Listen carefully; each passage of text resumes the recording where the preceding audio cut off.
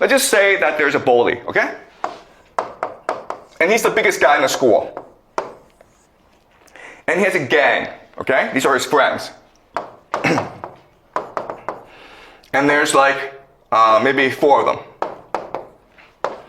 And so what they do is they basically prey on everyone at the school, okay? And there's maybe 100 people at the school, right? And so what they do is they make everyone in the cafeteria pay a tax. Okay, if you want to go in the cafeteria and eat, you have to pay a tax. Maybe $1, who knows, okay? And the friends of the bully go collect the tax and then give him all the money, okay? And that is the structure of the school, where if you want to eat lunch in the cafeteria, you have to pay a tax, and the bully's friends collect the money, and the bully shares the money amongst his gang, okay? Now, at first, people are okay with this system because they think that it's actually beneficial because the bully is keeping the peace and order in the cafeteria, right? He's keeping everyone safe. So yeah, I pay $1, but it's not that much money. And we're all safe so that we can all enjoy our lunch in peace in the cafeteria, okay? But then what happens over time is that the bully gets more and more arrogant because he feels invincible. Everyone just obeys him. So he develops the idea of hubris. And the idea of hubris is that no one has the courage to challenge me. Everyone's afraid of me, and therefore I can do whatever I want. So what does he do? Well, the first thing he does is that he charges more money from everyone, okay? So the tax goes up, and so people are disgruntled about this. Okay, they don't understand why they're paying more to the bully, okay?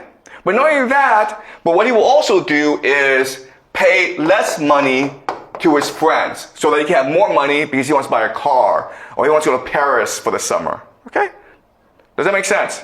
Okay, so everyone's not happy about this, but this is the reality that they live in, and there's nothing they can do about it. And so people just put up with it. One day, a new kid comes into the school, okay? The new kid. And he doesn't really understand the rules of the game. He goes to the cafeteria, and he doesn't know he's supposed to pay a tax. Right? So the bully's friend comes over and says, hey man, where's $1? And he's like, what dollar? I just got here. And he refuses to pay.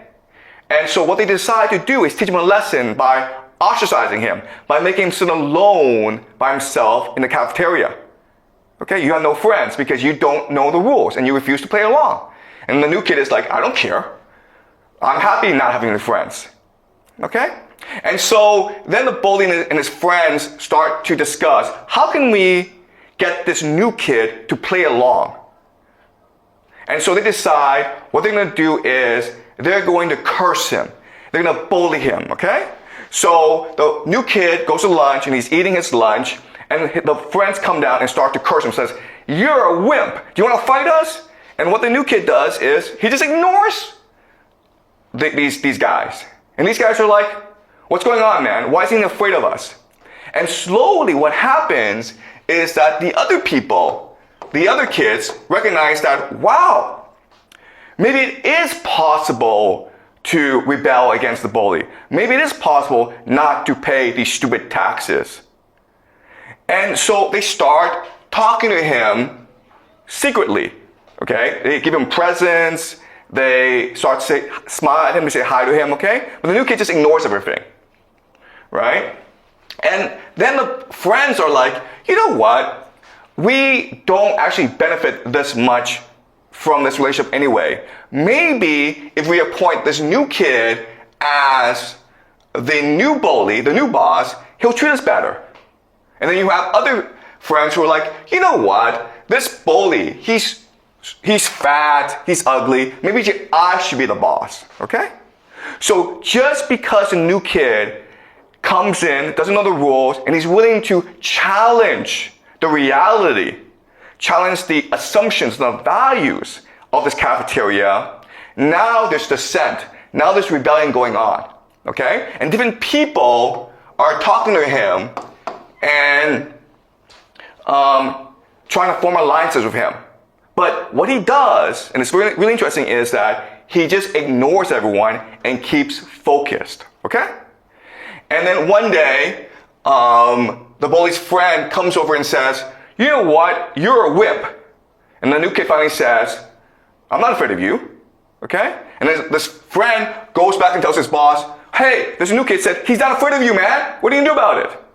And the bully gets really angry and says, I'm going to go punch his face. Okay? So the bully goes in front of the new kid and says, if you don't apologize, I'm going to punch you in the face. And the new kid's like, what did I do wrong? What should I apologize for? And the bully's kind of confused, so he goes away, comes out the next day and says, you apologize now, man! And the kid's like, okay, for what? Tell me to apologize for what? And this goes on for a long time, okay?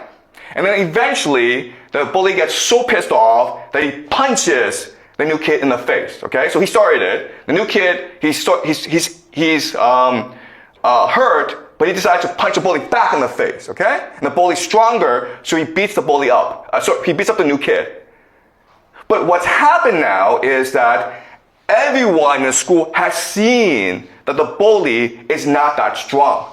Everyone's seen that the bully is actually pretty weak. And so they recognize that, hey, if we stand alongside the new kid, we can beat the bully.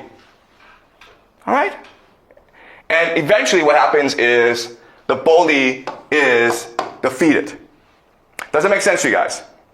All right, so certain things to understand is that, yes, the bully has escalation dominance because he's stronger and he's the biggest kid in the school. He can beat up everyone.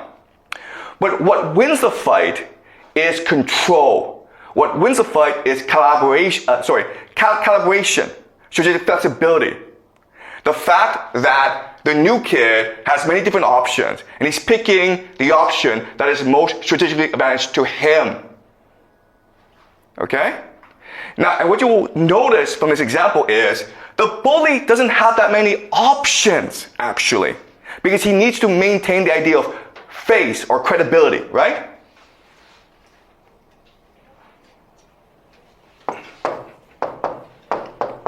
This is the essence of his power. His power lies in the fact that if you do not listen to him, if you do not obey him, he will come and beat the crap out of you. Right? That's credibility. And but the moment that you show that it's actually not that big of a deal to be punched by him, he's not that strong, then he loses all credibility. Okay? Which means that he either retreats or he's forced to